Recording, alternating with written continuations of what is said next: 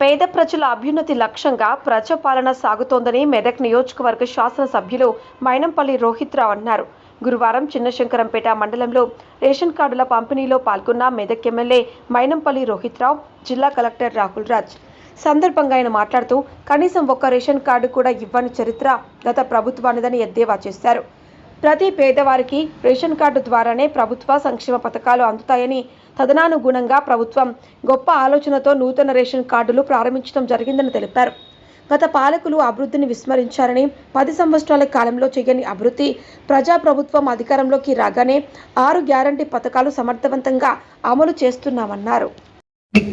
నేను ప్రతి ప్రసంగంలో కూడా చెప్పడం జరుగుతుంది. మరి గత 10 ఏళ్ళు మన నాగం పట్టేయడం జరిగింది. గత 10 ఏళ్లలో కనీసం ఒక్క రేషన్ కార్డు కూడా మనకి ఇయ్యని పరిస్థితి గత పాలకులది, గత ప్రభుత్వానిది అని చెప్పి మీ అందరు కూడా తెలియజేసుకుంటా ఉన్నా. గత 10 ఏళ్లలో ఒక్క రేషన్ కార్డు అని వచ్చిందా తల్లి? మీకు ఎవరికన్నా వచ్చిందా?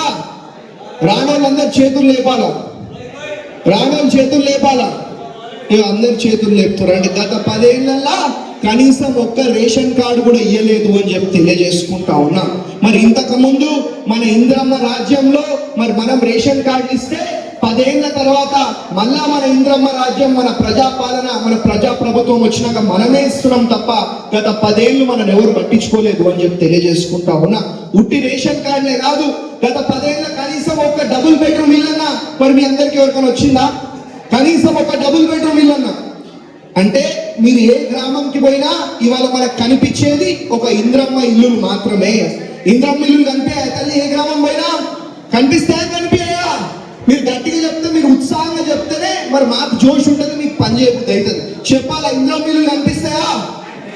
కనిపిస్తాయి. కాబట్టి 10 ఏళ్ల కింద మన ఇంద్రమ్మ రాజ్యం ప్రజాప్రభుత్వంలో మనం ఇంద్రమ్మ ఇల్లు ఇస్తే 10 ఏళ్ల తర్వాత మళ్ళా మన కాంగ్రెస్ ప్రభుత్వంలో మనమే ఇస్తున్నాం తప్ప 10 ఏళ్ళు మనకి ఏమి ఇయ్యలే అని చెప్పి తెలియజేసుకుంటా ఉన్నా.